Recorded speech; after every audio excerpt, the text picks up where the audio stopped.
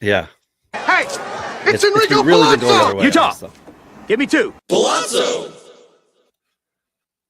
there's a lot Utah. less people listening. Give me 2. Oh, shoot. There we go. Welcome, All right, we're back. ladies and Fire it up. dogs of all ages. I am Ben, Big Gentle Ben, with your Prospects Power Hour, and I have my man Robbie Baseball with me today, and we are going to talk about the top performers at each level. Now, this does not mean the top prospect who played at each level, because that'd be a whole different discussion. This is basically number focused, and so we're going to look at some guys, and there might be some guys that you haven't heard of, and that's okay. But Robbie, how are you doing this? It's Labor Day here in the United States. I think, when is Canada? Doesn't Canada have a Labor Day like in June or so? Same. Or something? We also have one. No, Yeah. this is our Labor Day also. Okay. Okay. And kind of ended the summer. We have it now, and then the fun thing is that everybody goes back to school starting tomorrow. So it's teachers back tomorrow if they haven't already been, and then students on Wednesday. And see, we had the state fair around here for the last week. So if you want to get back into some like 90s nostalgia or early 2000s nostalgia, All American Rejects was the headliner last night. So high quality around here in South Dakota. Nice. So for anyone listening now or later, if there are delays in Ben and I hearing each other, there's some weird StreamYard audio going on. Anytime we seem to move anything on, well, at least on my computer, there's a delay. So if there's a weird pause, it's not just a lack of professionalism. It's also the fact that we are hearing each other on some form of delay. So I'm going to try. I'm not going to open any windows. I've got all my notes directly in front of me now. I've closed everything I possibly can. If I don't have more info on a player, I'm sorry. It's because I'm not opening up. Maybe I'll try to use my phone. But yeah, I've got the show notes open, Ben. I've got StreamYard for podcasting, and let's go. All right. Well, I'm going to kick off because I see you added one on for today. This is going to become kind of a theme here going forward. But Major League debuts the last week. Mason Barnett, somebody you might want to know as a back-end starter with the A's. I think he could be really good if they move him into the bullpen. But regardless, he's got solid enough stuff to stick in the back end of their rotation.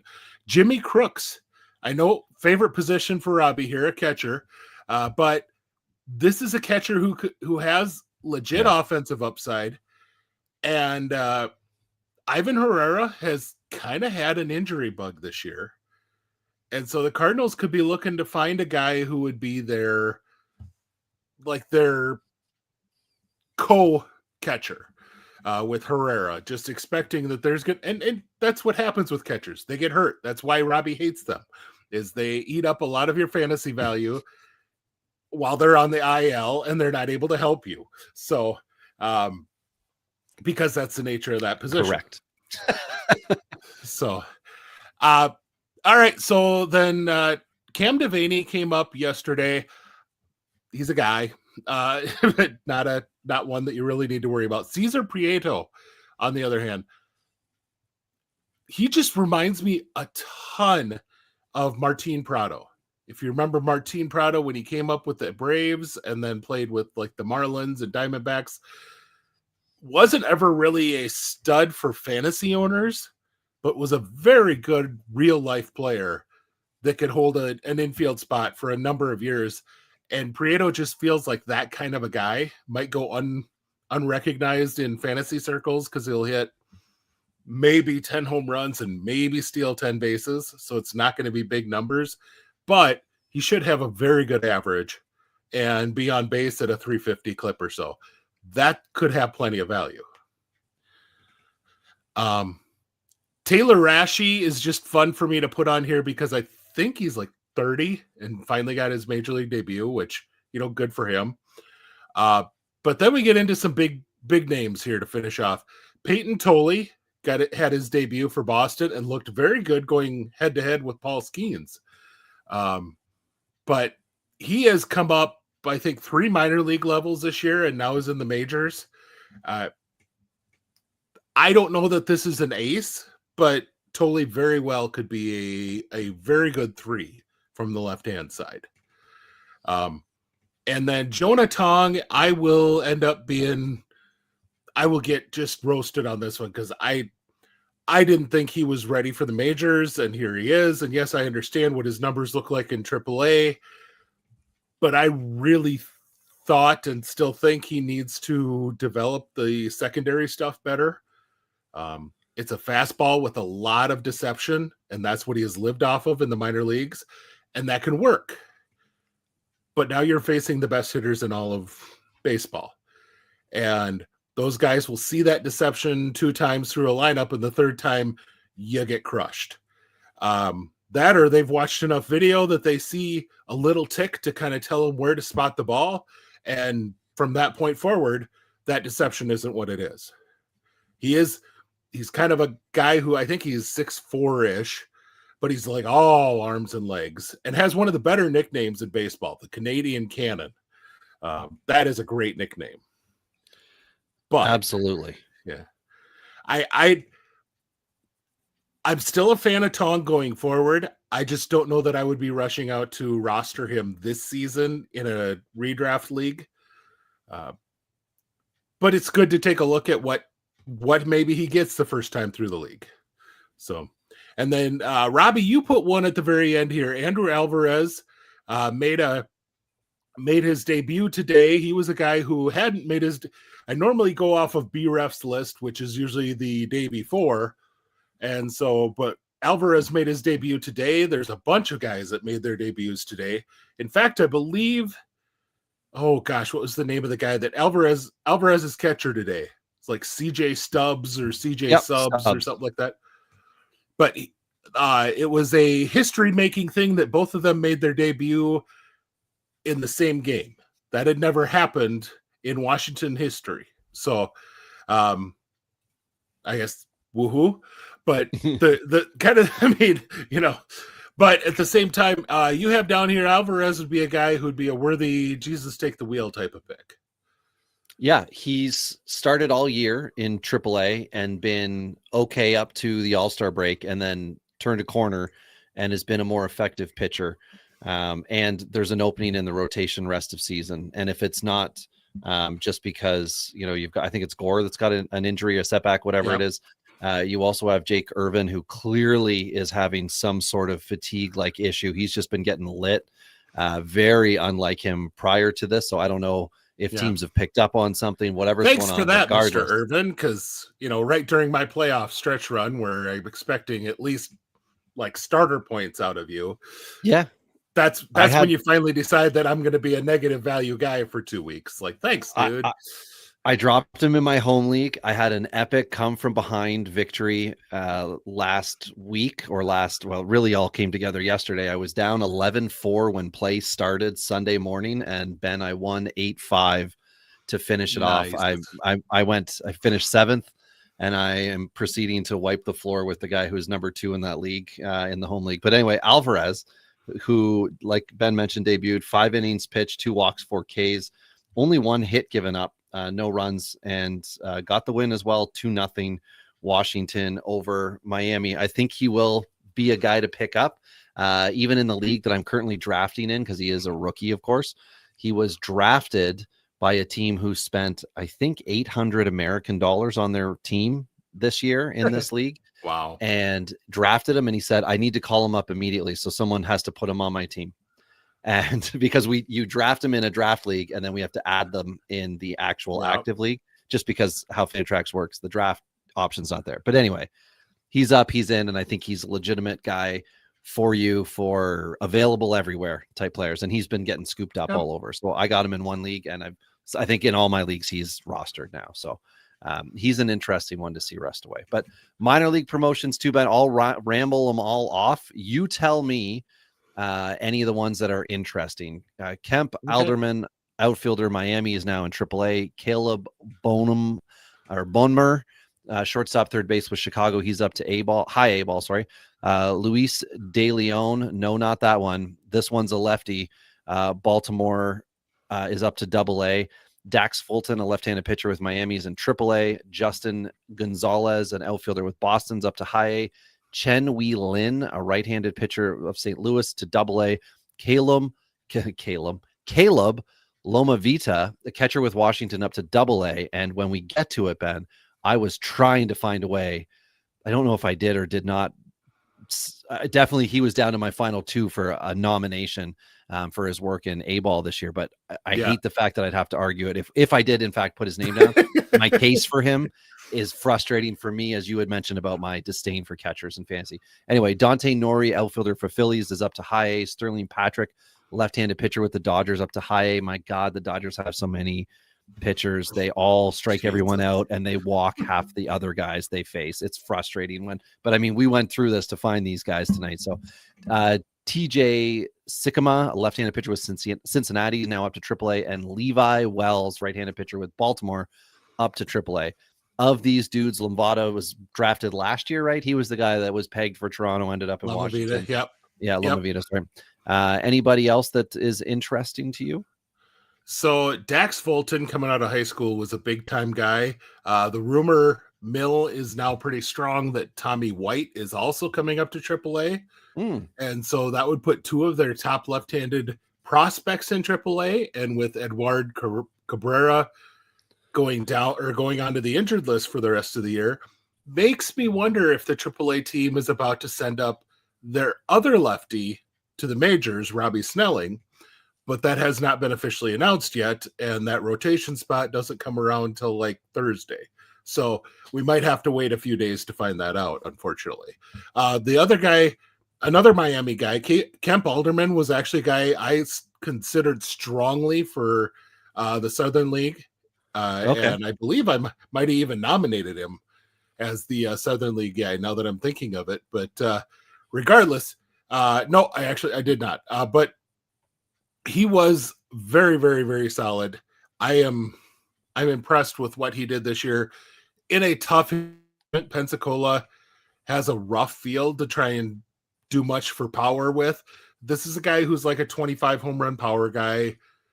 Actually, a guy who he reminds me a ton of is a former Miami Marlin in Jeff Conine. Not going to blow you away for fantasy stats, but a very solid all around type of hitter. And then Bonnemer is a guy who was a first-round pick last year among that really good, deep shortstop class. A lot of people who compared him to Colson Montgomery. And so far, fortunate or unfortunate, his lower-level stuff looks a lot like Colson Montgomery. And I'm going to just two more here quick. Justin Gonzalez might be that guy we're talking about next year for the Red Sox after everyone takes some time to look at what he did this year and look at some game film. This kid is monstrous, like 6'4", 220, I think is what he's listed. And he's 18 going up to high A. And I think this might be their next big outfield prospect. Because of course, you can't have more than 14, right? Or something like that. I don't know. And then finally, this is kind of your type of build guy that you enjoy. Chen Wei Lin came over, and he is 6'7" and like 190 pounds. And came over with the frame that you're like, oh, yeah, that's going to be 220, and he's going to bump up his velocity to be a 95 instead of 90. And it's just not happened yet. But the stuff is still plays enough to get him up to AA. I don't know what they're going to do to potentially get that build into him, but definitely someone to kind of watch and see how he handles his first crack at the upper minors. Yeah. Lots of good names on here. And as Ben mentioned, there will be many more coming because rosters are expanding. There's already news out there that we're trying to catch up as we go here. So Ben, there are September call-ups. What is the quick and dirty? Once upon a time, you used to be able to bring your whole 40-man roster up if you wanted to. It was stupid. And it was then cut down to, I think it was 28, something like that. What are we sitting at this year? So that's what we're at. It's 28, have to be on the 40-man, obviously. So there's a couple of guys that already there's been some changes there where they've had to put a guy under the 60-day DL or things like that to open a 40-man spot. In general, you see a whole lot less now where a guy comes up and gets a month of run as a rookie or as a minor league player.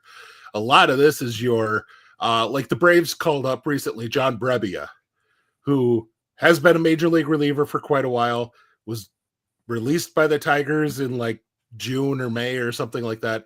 And the Braves signed him and he's been at AAA this whole time, pitching well, but just not well enough to get a call up. And that's the type of guy that for some reason with the new roster rules you get to see.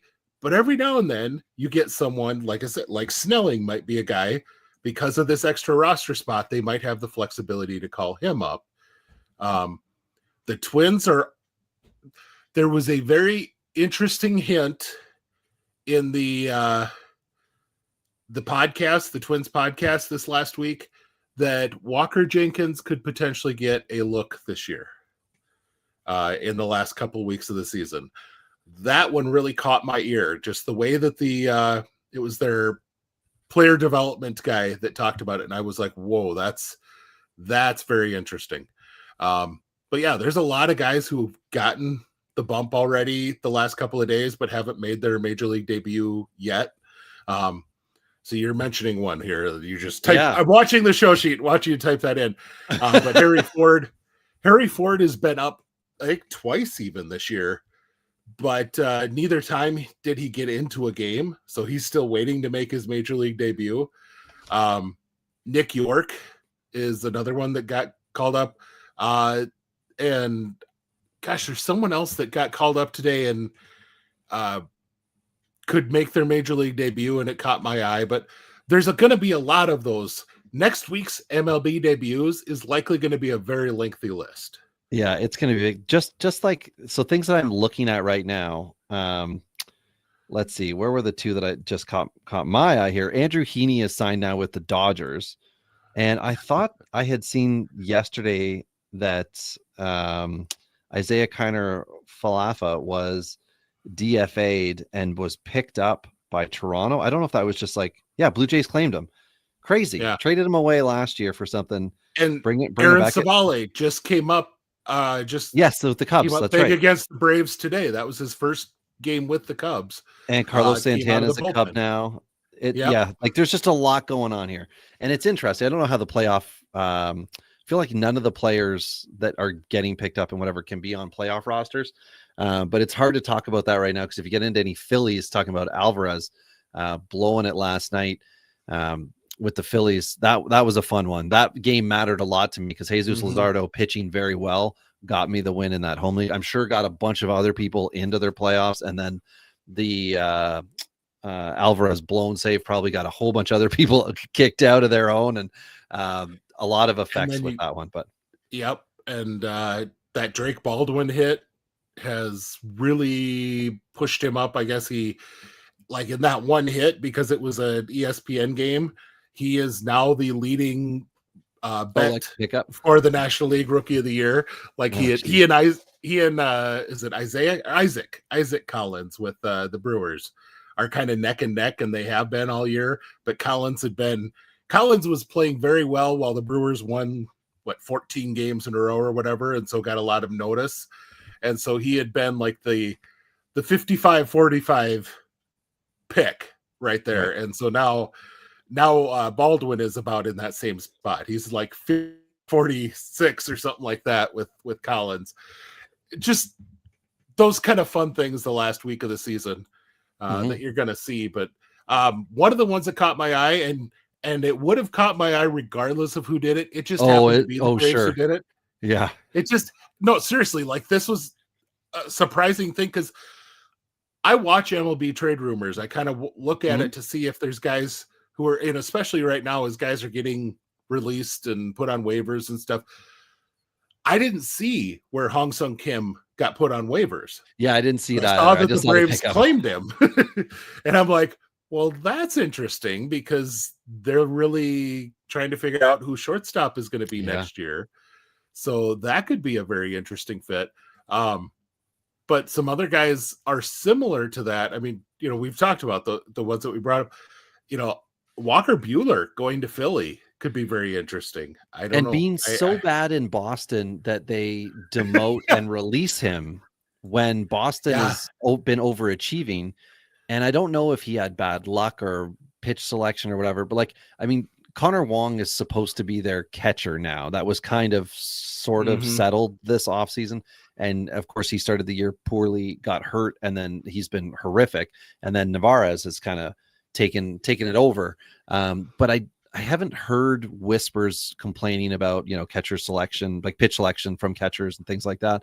But I kind of wonder if maybe that's an issue for Walker Buehler, because he can't be he can't do the exact same thing that Noah Syndergaard did in coming back from injury, not being able to, I don't want to say hack it, but produce at a SP4 value on your first year back. Like, he could find himself out of MLB in 1 year, which is terrifying to me, who just picked him up in a bunch of fantasy leagues last offseason, but also for him as a guy, a not yet, I don't believe yet 30-year-old man who signed one of those, 21 or whatever it was, $17 million deals, but prove it deals, and wasn't able to do it. I'm very surprised at this. And I hope that going to Philly will be able to put him in with good pitching coaches, good people around him to let him finish the year strong. And again, I don't believe he's able to be on the playoff roster. Alvarez is not, I know that much for the suspension, but regardless, this is important for him. But the Kim one I find fascinating because, like you said, Ben, shortstop seems to be open with Atlanta right now. And Anthopoulos spending 16 or dedicating 16 mil now to next year, because why would Kim not take the player option? Might open the door for an extension again for Kim, but he's got to be able to get at bats the rest of the way this year to prove, I guess, to both sides maybe that we could work a 2-year deal out of this rather than just taking you in for next year. And then maybe that would be a really nice stabilizing factor.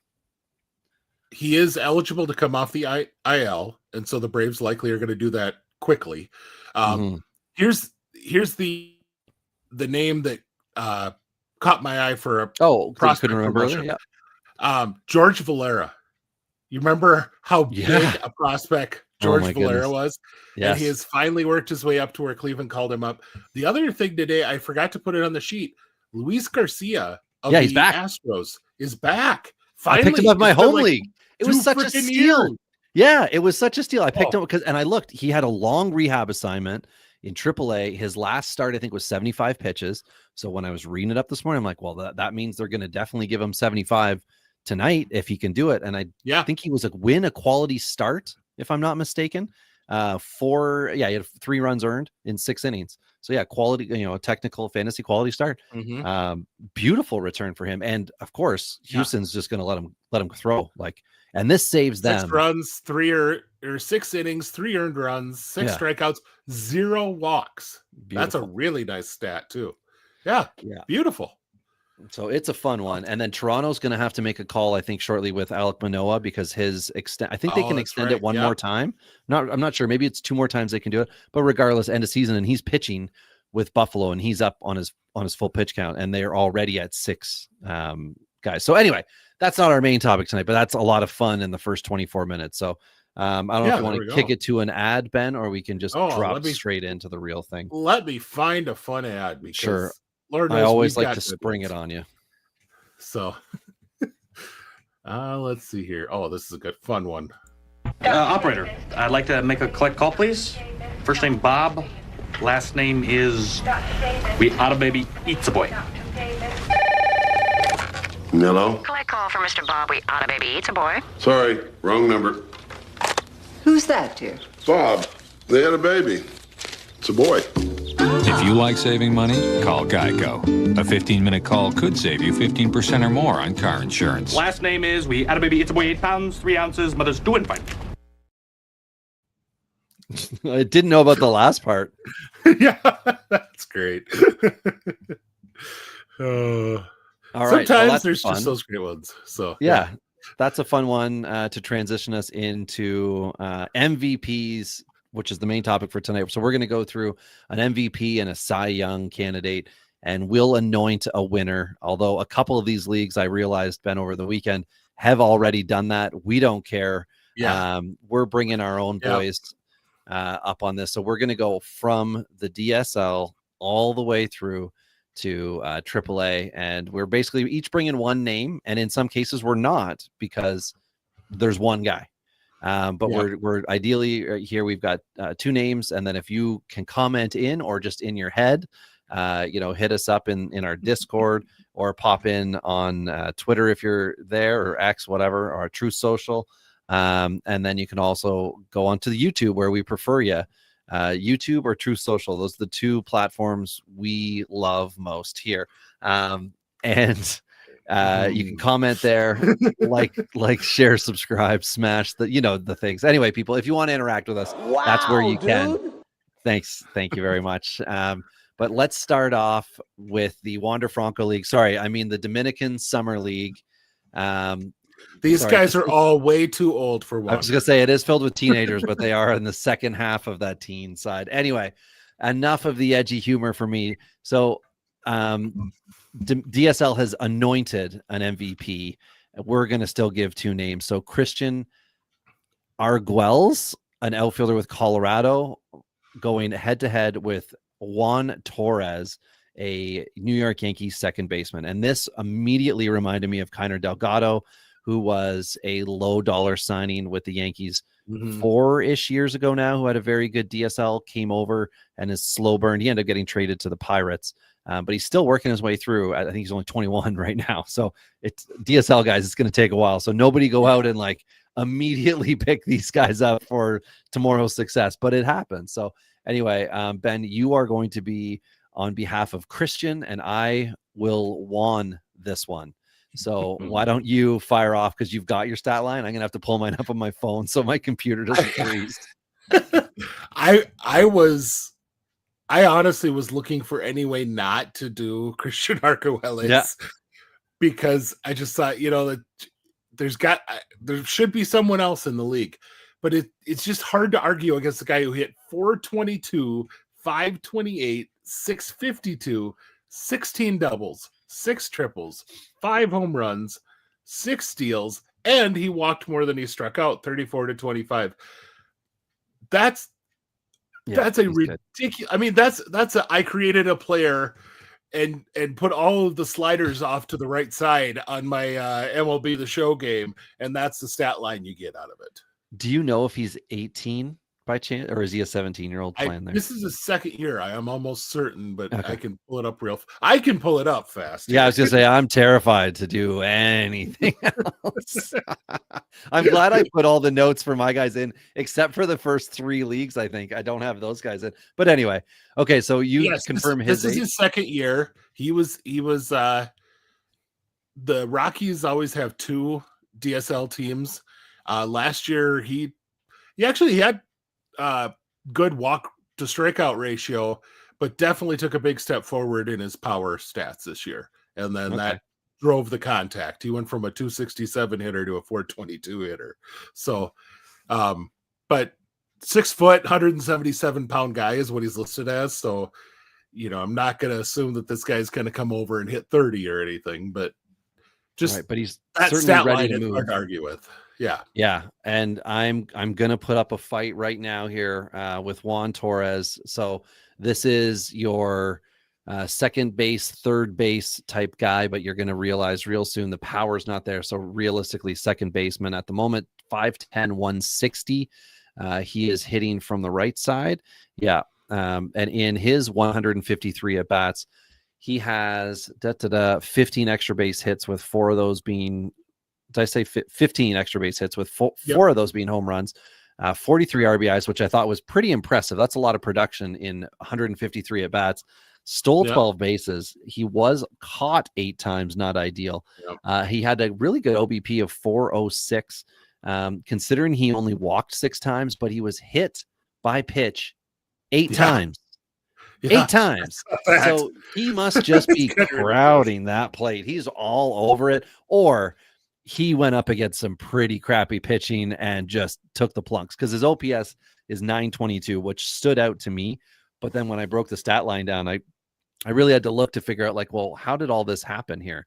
But he also, sacrificed flies, got guys in, but he was productive. And I think there's a lot to be said about that. Now he's 17. This was his first year in the minors. I'm pretty sure he's 1% rostered on Fantrax, and that could be the, like, for fun 1%. It's, not actually 1% of leagues that have him.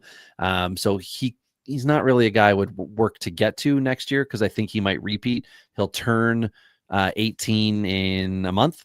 It looks like end of September he'll turn 18. So we'll have to see with Juan Torres. But I'm not going to really argue this one. It looks like the Rocky outfielders got it here as the MVP. Plus, it's a Rocky for you. It's a Rocky. I'll take it. I did try to. I intentionally put. I think it's 2 Rockies I've got on here. So we'll see if it's notable. Yeah. So anyway, all right. Let's move on to the arms for the DSL. Your boy is Namer Rosario of Arizona, and mine is Franco Zablata of the A's. So you give me, or give the listener, the news on Rosario, and I will go Zablata-in. Well, let me pull this up here, because now you're making me wonder. I think my decipher thing here was, oh no, he is a second-year guy too. So that's a good question. I think a big part of it is the Rosario for me was kind of the first guy I found going down the ERA list who had more strikeouts than innings pitched, which is very common in the DSL. Which is hard to find. Guys in the DSL who get on the mound, and also the thing I liked is he was 12 starts and 60 innings. So averaging 5 innings a start in the DSL is not common either. But 64 strikeouts and just 16 walks over 60 innings. This is his second year. I believe Zapoletto is also, or Zapoletto second or whatever, year, is also second year. But yeah, like I said, it was rare to find a guy who had more strikeouts than innings pitched as you went up the ERA leaders. And so he was kind of the first one. And the fact that he had that kind of control just caught my eye. I don't know if he's a 6-foot lefty that they have listed at 160 pounds. I mean, that doesn't exactly enthrall me to say that this guy's got a huge future if he's a tiny guy like that. They haven't promoted him stateside yet, so we'll see. If he was with the Astros, I'd be interested. Like, that would actually be a really good profile for an Astros development. Yeah. So on my end here, Franco Zablata is a 6'2" lefty, 165 pounds, and he's about to turn 19. His birthday is in Canadian Thanksgiving territory here, October 12th. So he's got 85 and 2/3 DSL innings pitched. I don't think he's going to have a third go. I'm pretty sure the Athletics should bring him over. And here's why I think he is valuable as an MVP. 52 and 2/3 innings pitched. He had 14 walks. Last year in 33, he had 20. He had 39 strikeouts in those 33 innings pitched. However, that was the lone thing he did well. His ERA was 5.18. His WHIP was over 1.8. He was getting knocked around badly last year. He came back this year. Also last year, he did. I mean, the records are whatever they are. 5 starts last year. He had a 4-5 record. This year, as your point was, the innings pitched and the starts. We had 8 starts in 11 appearances to get those 52 and 2/3 innings, 4-0 record. And that happens when you have a decimal 5.1 ERA. Yeah. Decimal 5.1 ERA. Now, only 44 strikeouts and 52 and 2/3 innings pitched, but a decimal 8.5 WHIP also. So I'm going to argue that he has learned how to pitch.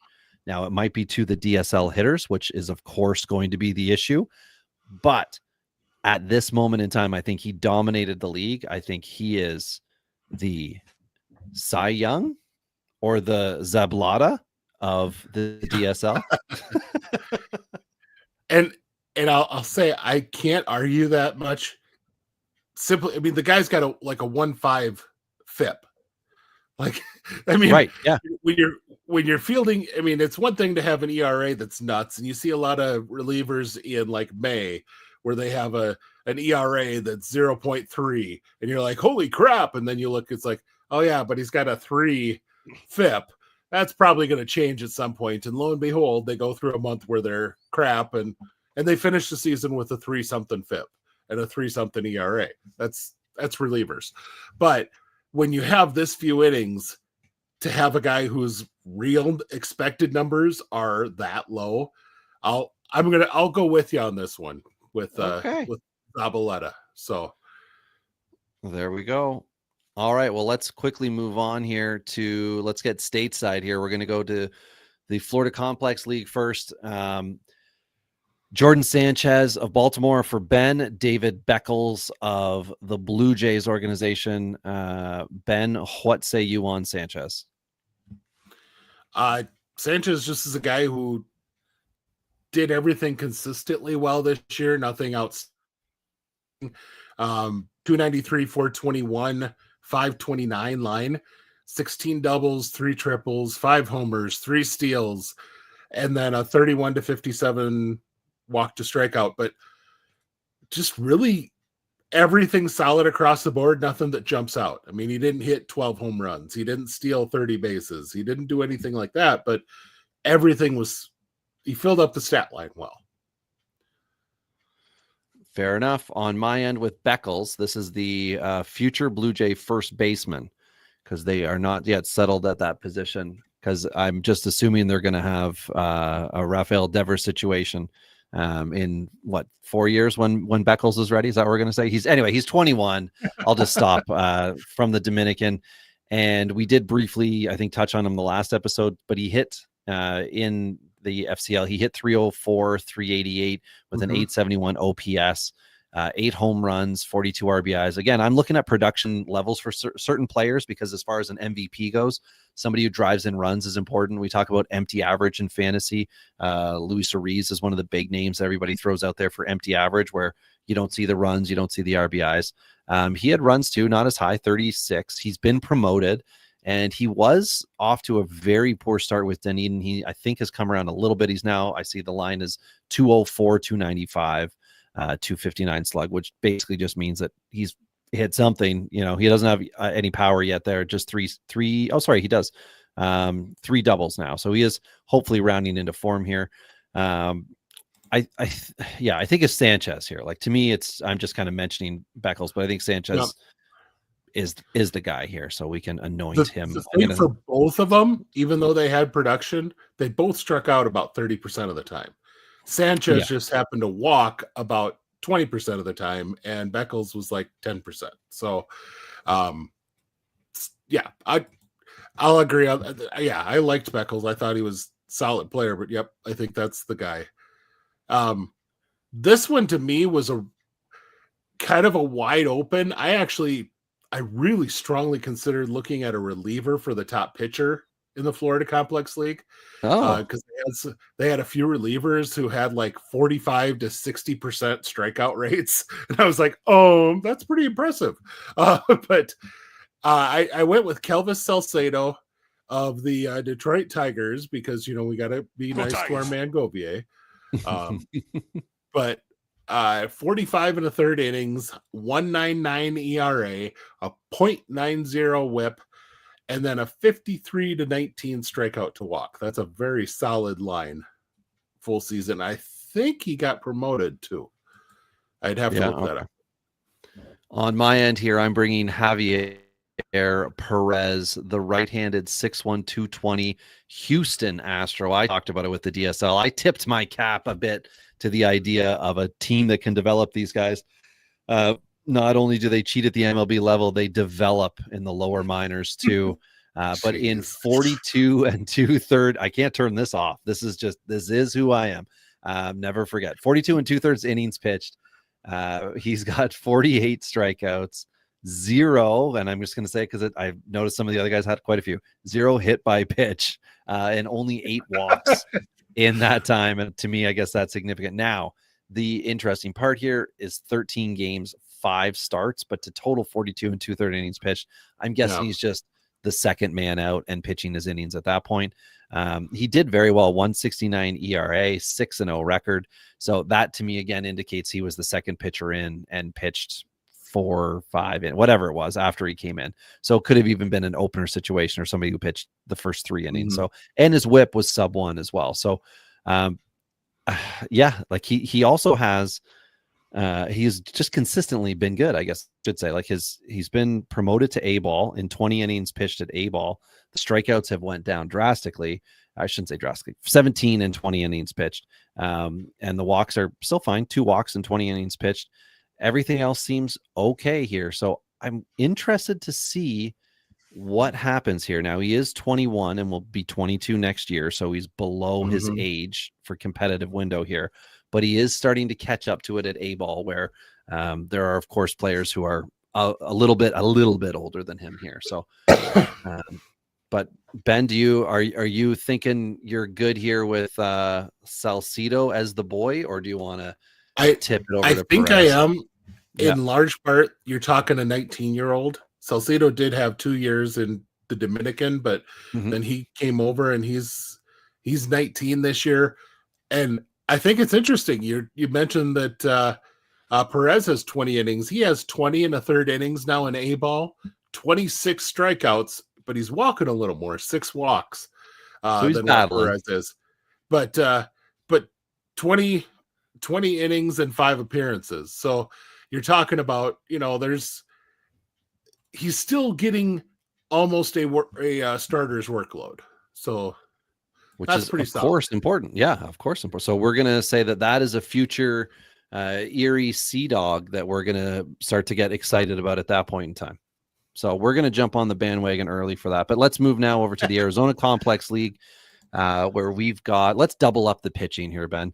Kenyer Martinez is who you have put up here to the podium, and beside him is Argents Kayama, which I made sound Asian, but it's probably like Siyama, but it's Cayama. So anyway, what can you tell everybody about Martinez here? Martinez is kind of the guy who stuck out this year simply because 67 strikeouts in 47 and a third innings. That's a big number, but the really big thing for this level is he followed it up with 10 walks. And guys who are getting that kind of strikeout rate at this level tend to be guys who have, a 67 to 30 ratio or something like that. So, I mean, to have just 10 walks is really impressive. Okay. All right. Well, he sounds okay. I'm going to follow up my boy here. My phone doesn't seem to make things look as nice. So I'm going to try. I opened a new window. I'm going to try my secondary notes. Of course, the name's not there. Son of a bee sting. Did I spell it wrong? I got him. Okay. Thank you. Yeah. ACL, he had a 2.25 ERA over 48 innings. I got to scroll over here a little bit. 1.06 whip, and then a 55 to 18 strikeout to walk.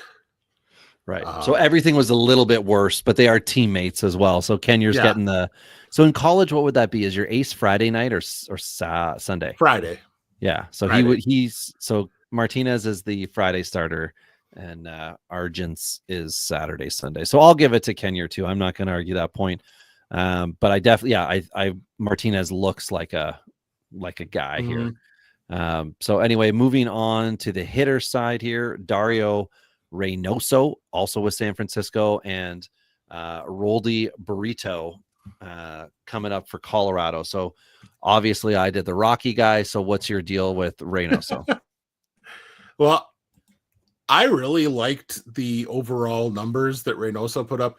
He had a pretty high strikeout to walk ratio, but 298, 442, 556, 10 homers, and 18 steals. Just kind of filled up a lot of the stat line. Like I said, 40 walks and 72 strikeouts. So that ratio isn't bad. The 72 strikeouts are in like 200 plate appearances, though. So Okay, that's thank you. I was just going to ask, concerning. 200 plate appearances or at bats? Well, I think let me pull her up here because I think it might be a little higher than that, but still, it's not like he didn't get 400. Let's put it that way. So this is definitely like a 30 strikeout, 30% strikeout rate probably. And of course, it helps when I can type.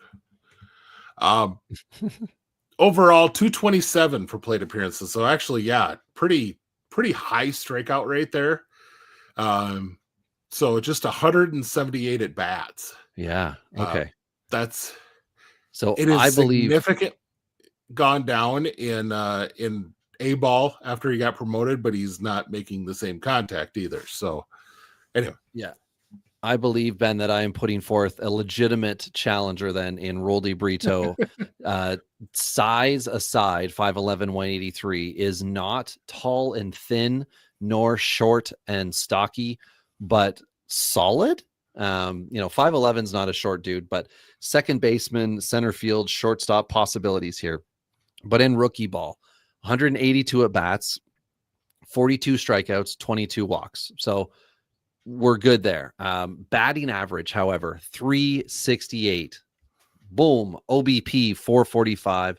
OPS 1000 on the schnoz.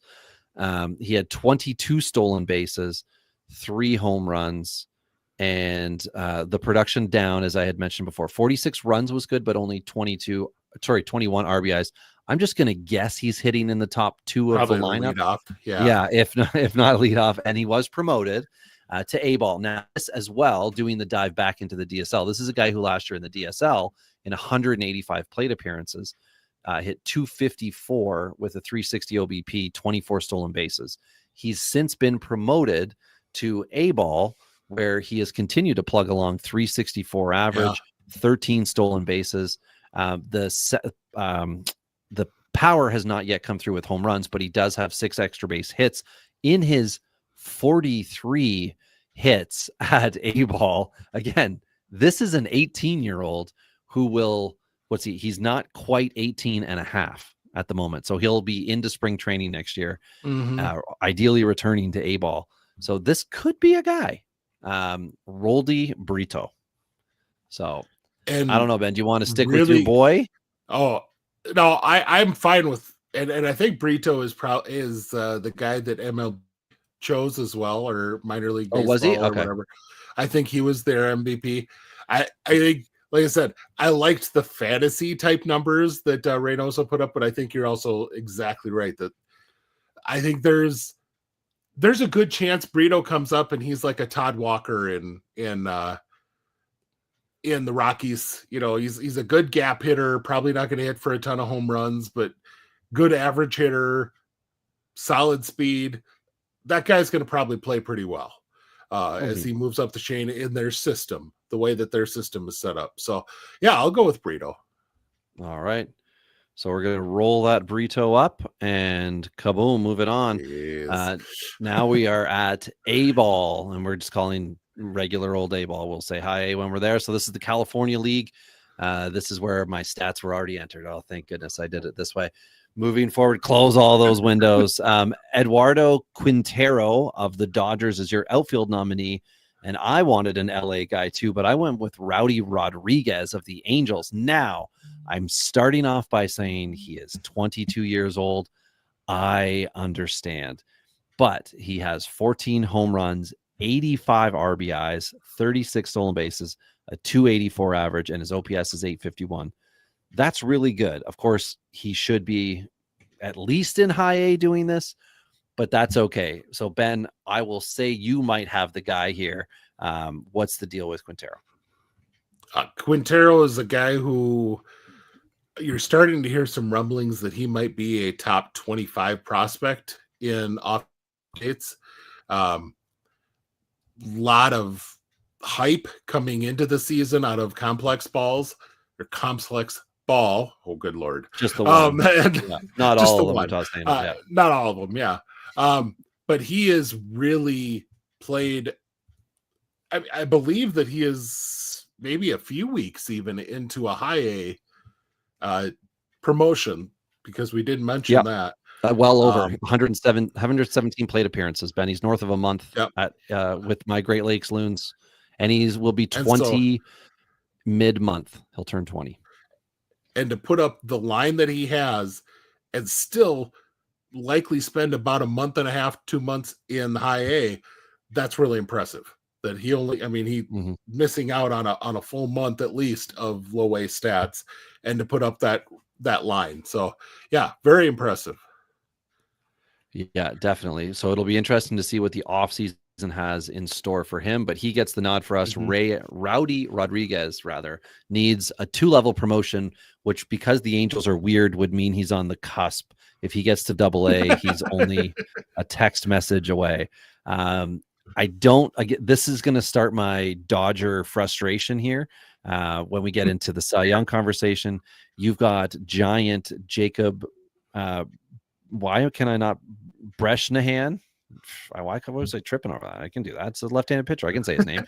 And I've got Aiden Fuller of the Dodgers. So tell everybody the good on Jacob, and I'll get to the bad on Fuller after.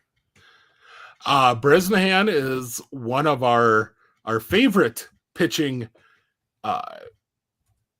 player profiles. He is a Cleveland high school draftee who they then traded and has succeeded elsewhere. Yeah. And I believe this is the Alex Cobb return, if I remember correctly. Okay. But 87 2/3 innings this year, 2.77 ERA, a 121 whip, and a big reason why is 43 walks. But he has also struck out 115 in those 87 2/3 innings. Absolutely needs some work here as far as the command, but his control is actually not half bad. I think a lot of the issue is he's not hitting his catcher spots in the games that I've watched. And so when you're at that level and everyone is so freaking scattershot with their control as it is, when you are actually in the zone, but you're missing your catcher mitt, that's going to hurt you. So. Yes, I'm right there with you. Now I'm going to pause on my Dodger discomfort to quickly shift over, because Uncle Ted, as any of you are welcome to do, has come in and said Zach Root and Charles Davlin, Chuck's the next PCA and Marseille.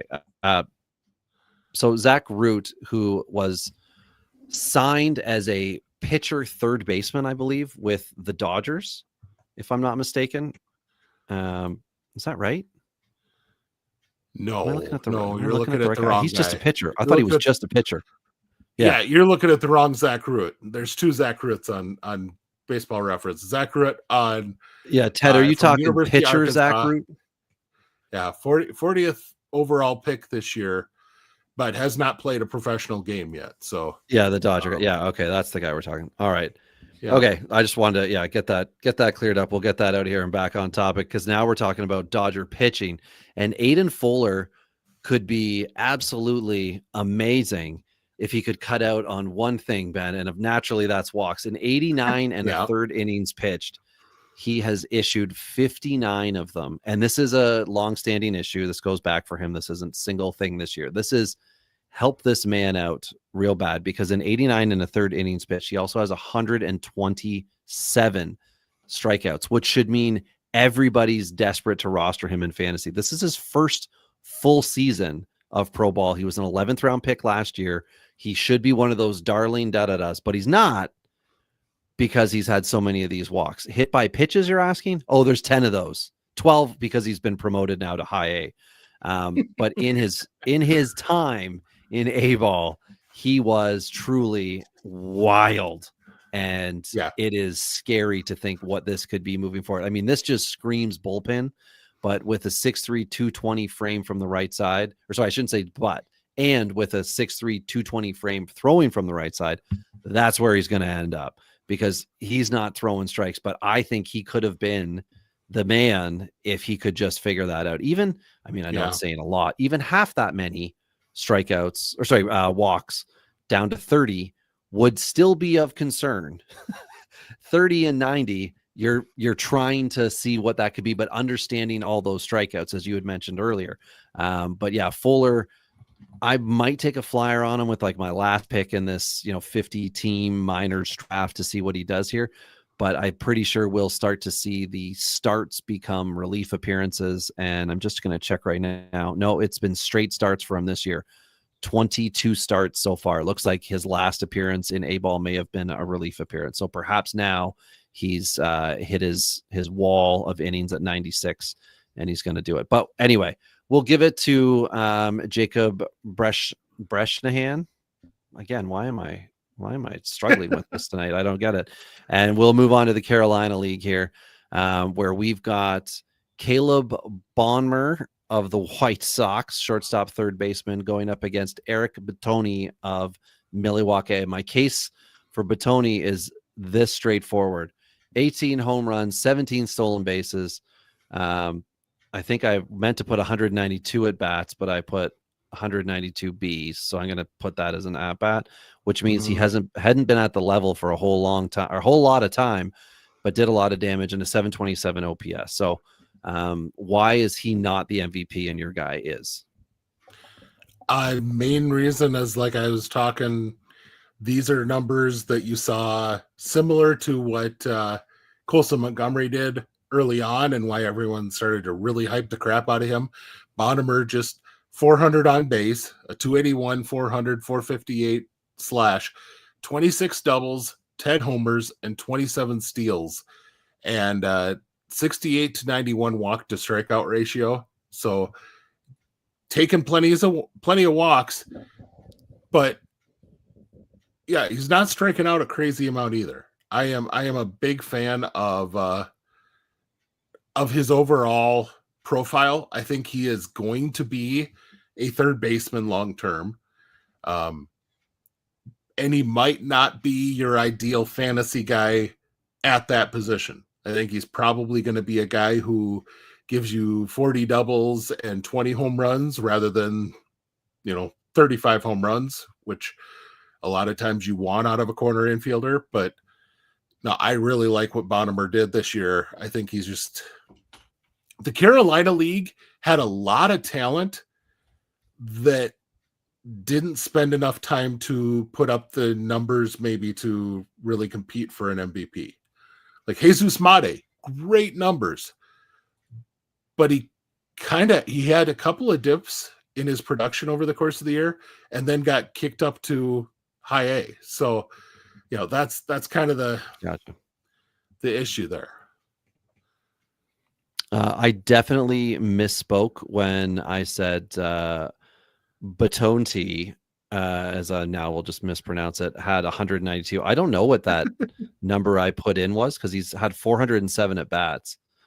So I'm not sure what that was, but 72 RBIs as well for production. But the reason was, maybe it was batting average. Maybe I was just pointing out the batting average was low, but it's 226, not 190 something. So anyway, strikeouts around 30% or so. So anyway, I get it.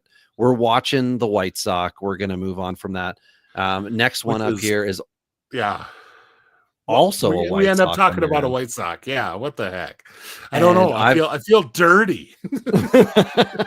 I mean, it's good. It's good. It's like the guy in your fantasy league who's been last place for 3 straight years, and then all of a sudden you notice, hey, he's not in last. He's in third last. He's getting better. Like there's some guys on that roster, and that will extend. I would like to know, is there any story to Grant Umberger with the White Sox? I've got Braylon Doughty with Cleveland to discuss afterwards, but I see him as undrafted, appeared, and dominant. Is it that simple, Ben? Of course, I'm trying to let stupid computer. There we go.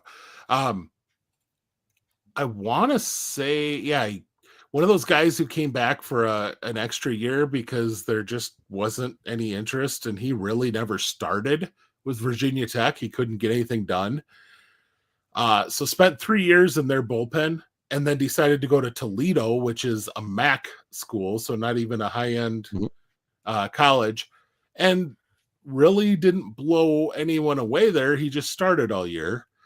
And so, yeah, he was just kind of out there, went to the summer league, and in the summer league, he actually was one of the better pitchers in the summer league last year. And that got him 8 starts, 43 innings, 52 Ks, 1.39 whip, 3.77 ERA. Solid. Yeah. Yeah. And that's a very hitter-friendly league for those who aren't aware that MLB draft league, pitchers that have an ERA under 4 are very rare. And especially for ones that have pitched 43 innings, because usually you get touched up eventually by that point. But then this year, he's just been really solid. I will say I don't know enough about his profile to tell you if he's a lefty that's throwing 90 or if he's a lefty that's throwing 96. You know, I don't know that. But the numbers right now are really nice. And he's a 6'4", 225 lefty. So of course, you know, that's always your favorite. So yeah, I was just saying, like, I'm interested here. I'm gonna I think Britain may be chipping in with it. We're ignoring the Nuke Lelouch as the Carolina League. It's not all time, right? It's not the all-time guy. This is 2025 specific here. It looks like I'm just trying to find maybe we'll have to save Umberger for another night as far as deep diving on him. But Braylon Doughty, Cleveland righty, I believe he was a first round pick 2 years ago. Something like that. I'm pretty sure he was a high school pick. And then Clemmy may have been the guy behind him that was dealt. Anyway, it doesn't matter. 3.48 ERA in 85 and a third. Last summer. Was it last summer? Okay. 99 Ks. Let me look this up. He's competitive. I'm looking this up. Sorry. Okay. 99 Ks in the 85 innings. 1.25 whip. He's been solid. I'm going to willingly give it up to Umberger, not just on the fact, like, I mean, the stat line is just better, straight up better. He has better stats, and that's why he gets it. But also, I'm really interested in him from a fantasy standpoint. He's old for his level, but we're not specifying the age of the guy here, whereas I believe Doughty's 19. Here's Dumb Ben. Dumb Ben looked at the draft and is like, okay, he was a 36th pick. The Guardians were not terrible, but not great. Where the heck did they pick? Duh, they had the number 1 overall pick. Yeah, they were one, baby. They were one. Travis Bazzana, they won the lottery and got to pick him. I really like Doughty. I think he's going to be an excellent pitcher down the road. This was just 6'1", a very 196. solid, very solid all around first year. Yeah. Nothing really that jumps off the page at you, good or bad, really. But right. So no hardware from us. He does not win the Nuke Lelouch Award, as we can call it for you, Britain. And now we'll move on to our final A-ball. I mean, we're going to have to pick this up or cut this out after A-ball and do AA, AAA next week. Florida State League, we've got hitters Alfred Duno of Cincinnati going up against Arun Escobar of the Phillies. Escobar is a third baseman. He's got 11 home runs, 10 stolen bases. I picked him because I couldn't find any other 10-10 type guys that seemed worthy, because they all have horrible averages or horrible OPS or horrible OBP. And Escobar seemed the most solid of them all. 285, 377, 452 line. And the OPS was 829. I think Arun Escobar is solid, but we all know that Alfred Duno's the man. I would say anything you can do to not pick a catcher. I mean, that's just for sure. I went with like a complete baseball player who plays a position he can play every day. And I will be frank. I think Duno is your next. There you go. I think Duno is probably your next Samuel Basallo. Really a lot of similarity in their offensive games. High on base, and right now a lot of doubles, but he's not getting the home runs yet. And Basallo kind of did this right away in A-ball, and then all of a sudden the next year it was 20 plus home runs. But 32 doubles this year, 281, 426, 496. I want to say he was kind of by a ways, he was the top OPS guy at the level who qualified. But the 32 doubles really caught my eyes, 15 homers. And because he's an athlete, of course, he plays catcher. 5 stolen bases. So, which is totally forgivable as a catcher. Yeah. But he also had 5, which is not 3, right? Like, you know, it looks like he might have went on purpose, not just a loose ball that he ran past. So but the K to walk is really a big one, right? Yeah, I love that. Yeah, because 91 to 88. I think I have that backwards. It should be 91 walks, 88 strikeouts. Okay. Which still, that's either way, it's darn near 1-to-1, and that's really impressive. You'll take that all day long. So, yeah, I'll give it up to Alfred D as the MVP, and now we'll move on to whoever the Florida State League legend is, the not Nuke Lelouch. So anyway, Braden Davis is your selection with St. Louis. I originally looked at him also. I found a second guy, and I think there's a worthy case here. Wellington Arcena with Baltimore, Aracena. He's a 22-year-old with a 2.38 ERA and 64 in the third innings pitched, 84 tickets punched, and a 1.13 whip. But he truly is not the star of the show. It is Braden Davis with St. Louis. I think if you would have had, to me, the reason why it is not a race Aracena, good Lord, is that he simply didn't pitch enough comparatively. 64 innings, but he had already been promoted or was about to be promoted. And then Baltimore basically got him and immediately sent him to high A. So he's been at high A since they got him in the trade. This is a big freaking arm, though. If we're going by the best pitching prospect arm, this is probably the guy.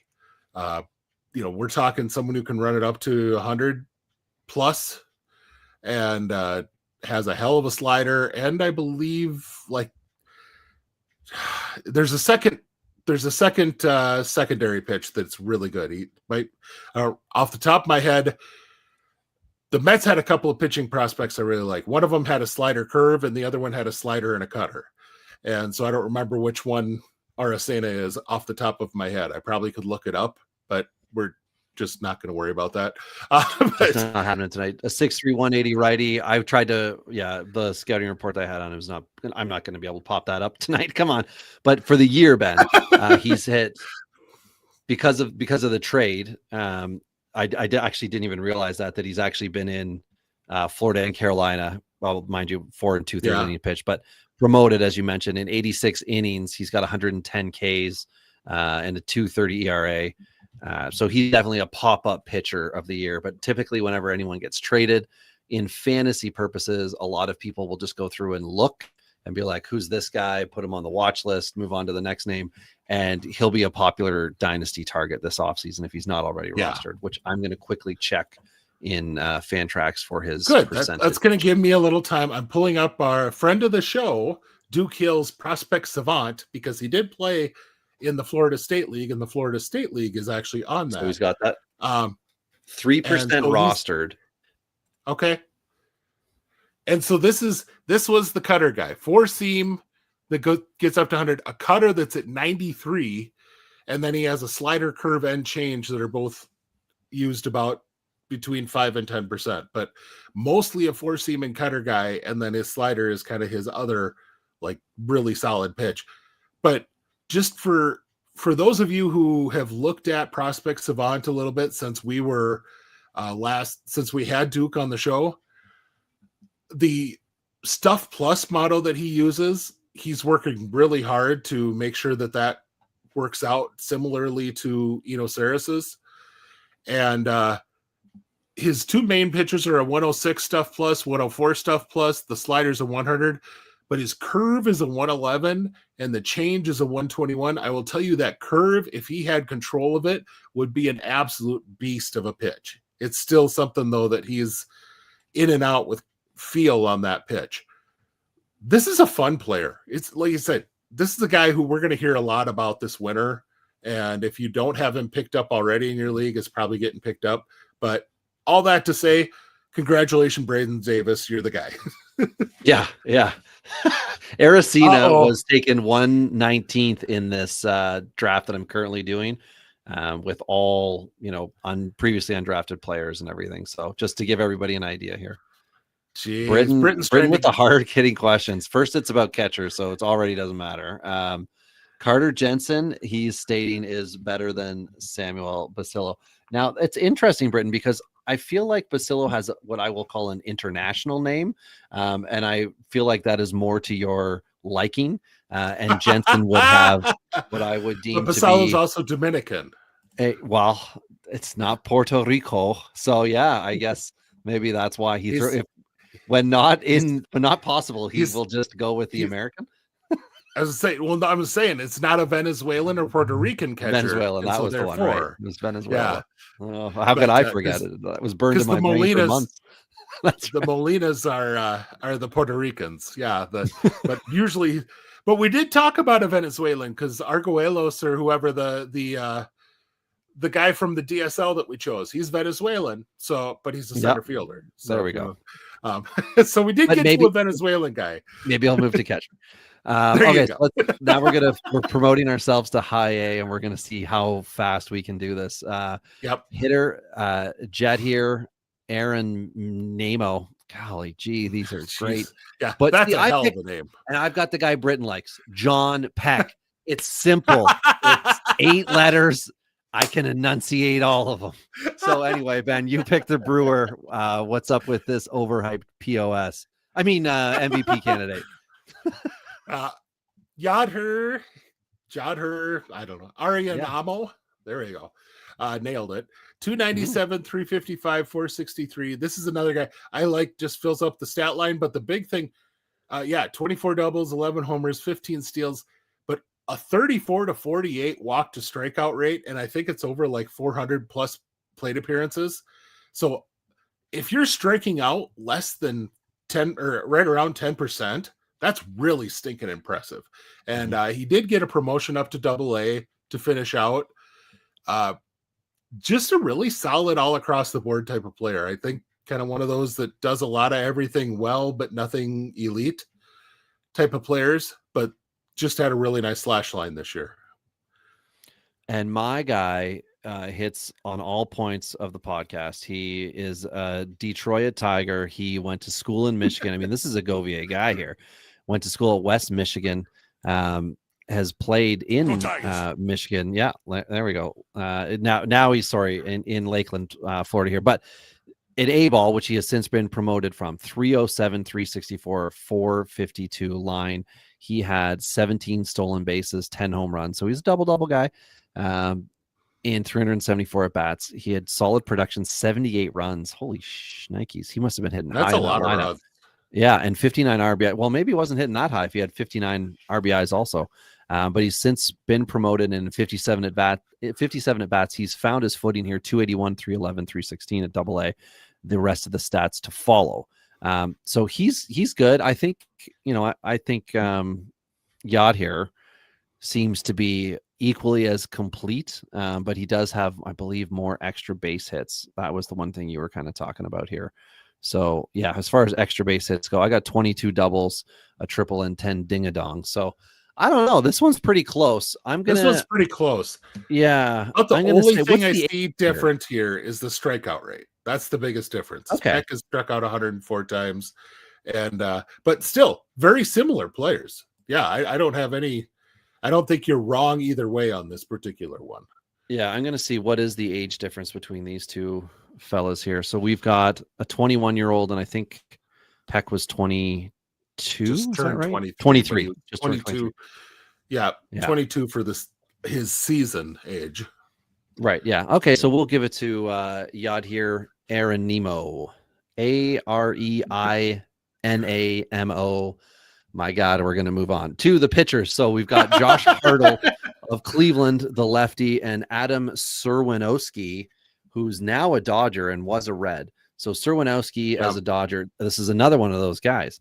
129 tickets punched in 103 1/3 innings pitched, 51 walks. But I'm going to ask everybody voting to ignore the 11 home runs he's given up and the 11 hit by pitches. So if that could lead Ben off any better, or I don't know if I could lead Ben off any better to give this to Hartle, but try to screw that one up, Ben. About the only thing that Serwanowski has on Hartle is strikeout rate. Mm-hmm.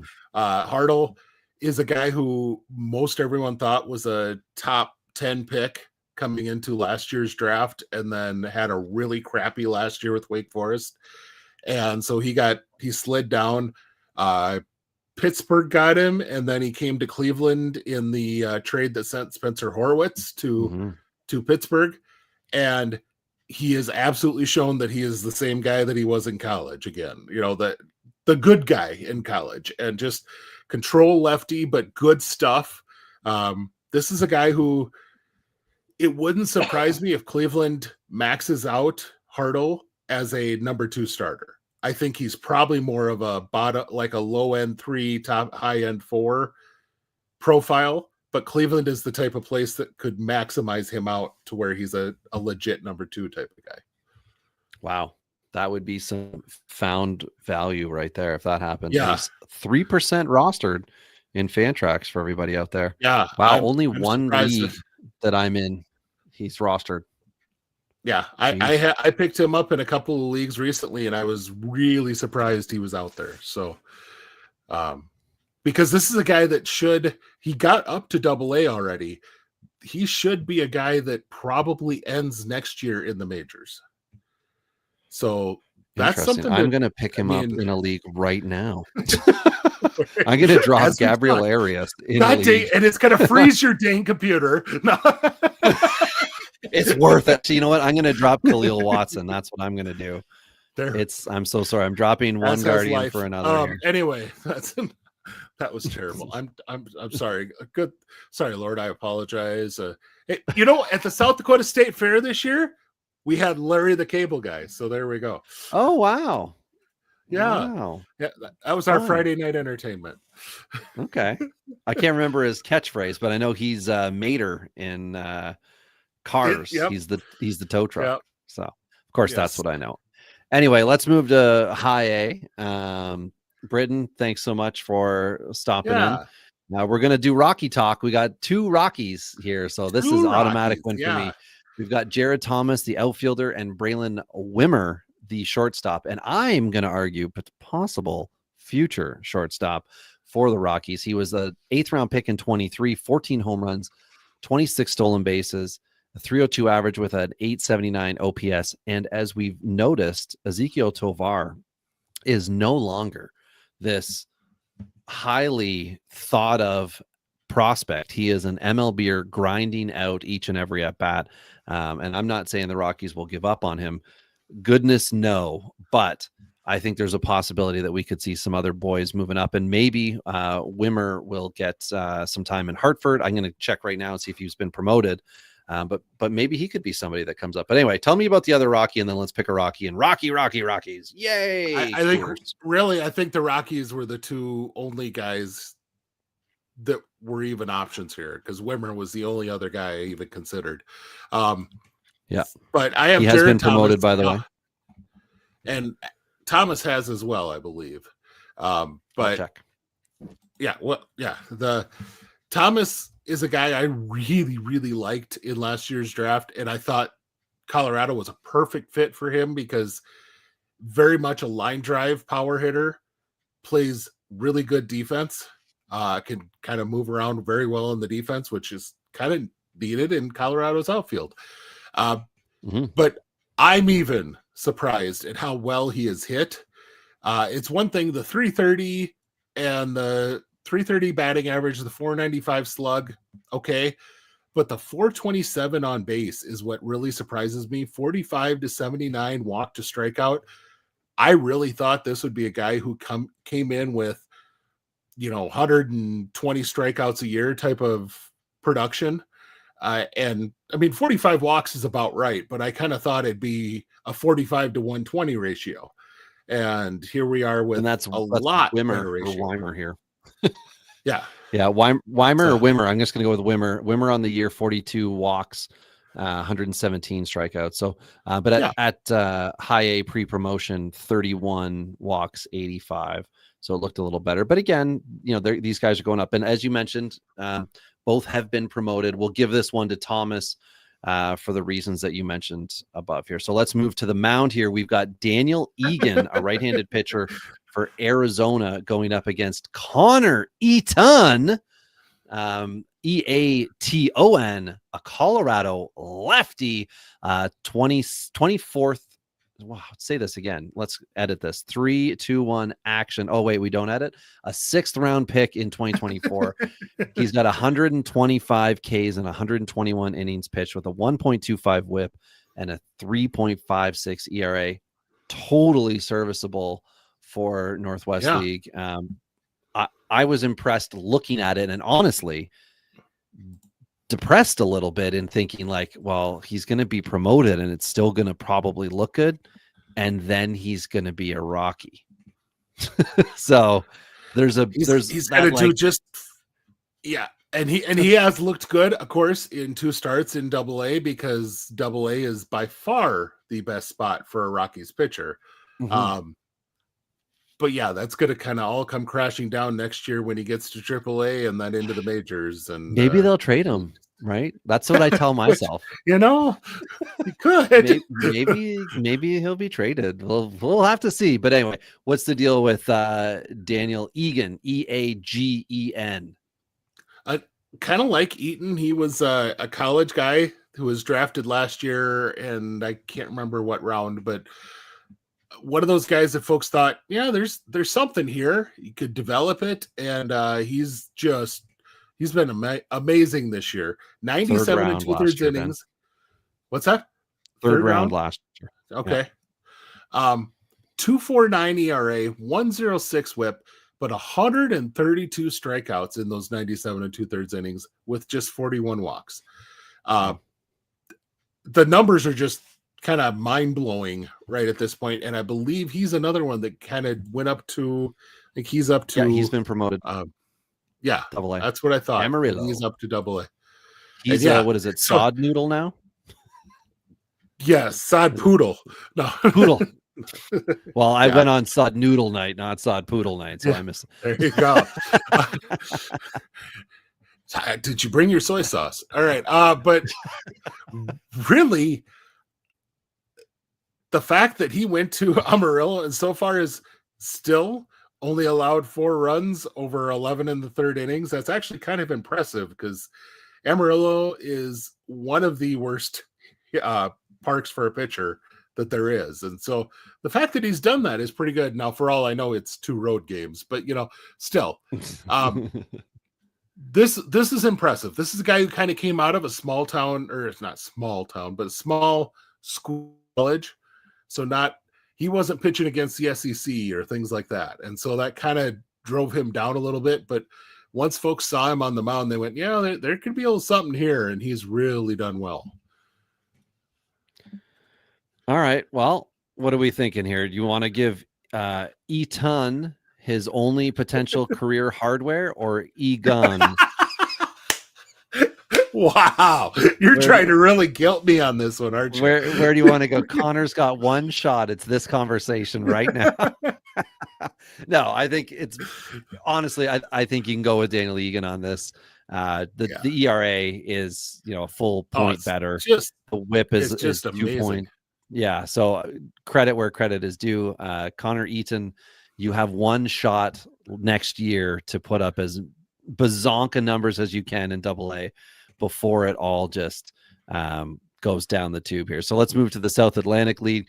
AJ Ewing is your selection from the Mets. This is I had to struggle to find a guy here. My God. And I ended up with the White Sox of Gerald Perez, who's got 20 home runs and 10 stolen bases to his credit, a 243 average, 66 RBIs, as I mentioned before, looking for some production, and a 759 OPS. Now, if you're selected as a potential MVP, you should have a little higher OPS than, 760, but Perez will be the runner up to Ewing. So Ben, he kind of not really ran away with it, but he was the obvious choice here for a few reasons. And the crazy part is this is the worst level he's been at this year. He started out the season in single A and was hitting 400, so he got promoted and spent most of the season at high A, 78 games. And now he's up in double A and he's got a 400 on base. And overall, he has stolen 68 bases this year and has 9 triples. So this is a speed and contact sort of guy. And the best part is the first name that somebody brought up to me, like you listen to that stat line, the first name somebody brought up to me when they talked about him was Lance Johnson. And I thought, oh, well, that's interesting because he's playing second base. Well, now they've moved him almost full time into center field, and he's leading among the minor league leaders in triples while stealing 68 bases with a good batting average. Yeah, there might be a good Lance Johnson comparison here. Like that might actually really fit. But yeah, I mean, interesting. This was the Sally League this year was a really tough league to find a strong hitter, and Ewing in the time he was there, I think is kind of the clear guy. Yeah. I'm with you there. We're going to move straight through here to the pitching side where it's Herrick Hernandez. Oh, shoot. I didn't put his team association. Dang it. Going up against former Cleveland Guardian Alex Clemmy, who's now with the Nationals. Herrick Hernandez. Let me find his team. Son of a bee sting. You don't know his team? No.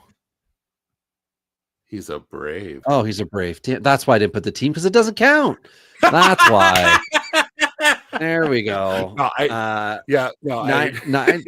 97 and a third innings pitched, 121 Ks, a 1.37 whip, a little concerning, 3-6 record. Okay, cool. And then a 3.70 ERA. It all went downhill after the Ks, but Herrick's still with a successful season under his belt. But Alex Clemmy, I think we kind of talked about another Cleveland pitcher who, well, I guess a couple of them tonight, but Clemmy is a former Cleveland pitcher who just had good seasons. Clemmy, I think, a tick above here, right, Ben? Yep. And that's one thing to be worried about. I mean, one thing. Yeah, just one thing. His walk rate is not good. But you're talking about, what is Clemmy, 6'7", 6'6"? Kind of fits the Washington mold of tall guys that would look just as good as a power forward. And the stuff is ridiculous. Now, he does have to get that stuff eventually controlled, but we're also talking about a guy who is 2 years since he was drafted out of Rhode Island. So he wasn't like he was a high school pitcher that pitched in Georgia or Louisiana or, a place like that where he's getting to face big time guys every night and probably getting really good instruction. I mean, they were talking about Marquise Grissom Jr. at the All-Star break, and his dad was one of his coaches in high school. You're talking about a guy who won multiple World Series championships in the major leagues is your high school coach. Like, what the heck? Nice. Yeah. But yeah, Clemmy has just had a heck of a year. And unfortunately has struggled since getting called up to Double-A to Harrisburg. The walks are kind of coming back to bite him now, but that's a next year problem. Let's see what he does next year with a full season in the upper minors. I really think he's the guy. Chad brought up, I'm going to bring up, because I know that I remember looking at that name. Kyle Carr, 1.96 ERA, 119 in a third innings, 104 strikeouts with 47 walks, but also 23. And I have some concerns, but third round pick for the Yankees, and he's kind of in the Yankees program where he's throwing certain pitches that look really good in A ball, but this is also his second full season at high A, and that's, for me, is the reason why. The fact I didn't that do he's a top 5 for this, but I know, as we talked about before, Ben, just looking, well, I mean, just like even to say that I narrowed it down or something with Carr, like, Yeah, I looked feel like at he his line and immediately. he just Sorry, go ahead. he didn't jump off jump off in the same way that Clemmy's stat line did as far as dominance, and so that's why I had Clemmy listed. So Yeah, I mean, he hasn't. It's odd. I wonder if there just isn't an opportunity for promotion for him, or if he is just that far down on their depth chart, which I wouldn't think. It's not like he was some whatever post 10th round draft pick of he was theirs. a 3rd round pick, so yeah, you would think that they've invested something into him, and yeah. But interesting. But yeah, he wasn't. Maybe we'll give him 3rd place. So yeah, Clemmy will give it to him. And then again, I guess this makes for this is a good name. All the names that have some useful lines, things to watch as well once we get into the off season. And he's not going to be in contention as far as like being put on a 40-man roster or anything like that. As we move into AA, there might be a couple names that can be a thing when we get into Rule 5 talk. But now we're in AA. Do we want to spare this? We're at 90 minutes. Like, we're going to be over 2 hours by the time we're done. I think we need to take a break. Yeah, let's talk. We're going to have a ton of promotions next week, or debuts next week. So let's do just AA, AAA next week, and we'll talk through the high level of major league debuts and what they're worth next week. So that'll be kind of our combo show. Yeah, that sounds good to me. And then, if we're really lucky, we'll get the Arizona Fall League rosters too, which would really be great. But I don't know when that's going to hit, but should be soon. All right. Well, we'll call it a night with these guys. We took care of A ball and below. Next week we're going AA and higher. And if you've got any names, as Chad and some others had thrown at us tonight, please feel free to do so. You can find it at the Pallazzo Podcast Discord. Subscribe to our show so you can get the notifications of when our various streamers, of which Ben, you and I are, when we go live with our different shows. They also, I believe, cover football here. Nothing that I'm a part of because I am pro CFL, and Ben a U Sport, which is the Canadian college sport name, like NCAA. U Sport, they had a record set on Saturday for longest field goal in the I forget who it was that Waterloo, which is the university I'm at, what Waterloo kicker set the longest field goal record. How many yards do you think it was? 70. Oh, come on. It was 57. He said it. Oh, seriously? Okay. Yeah. So a freshman, a true freshman, set the record to tie the game with 0 left on the clock, and then he won naturally in overtime. Yeah, so Waterloo, who I was at their home opener against, Ottawa, Gigi's, they got a little bit of stomped on them, or a little stomped on them. They went to Toronto and took out, I guess, what must have been U of T they played, and won. So they're now 1-1 for anyone who cares about getting a little bit of U Sport at the end of this. You're bringing up college, and that's why I thought, because I know that there's some ridiculous, like some crazy things with wins and unfortunately not in Canada. Football, so we still have that bigger ball in the 3 downs. Okay, so it's fast. But anyway, all right. On behalf of the whole Pallazzo Podcast team, 2 L's, 2 Z's, we thank you. Love, peace, hair grease, everybody. Free wander.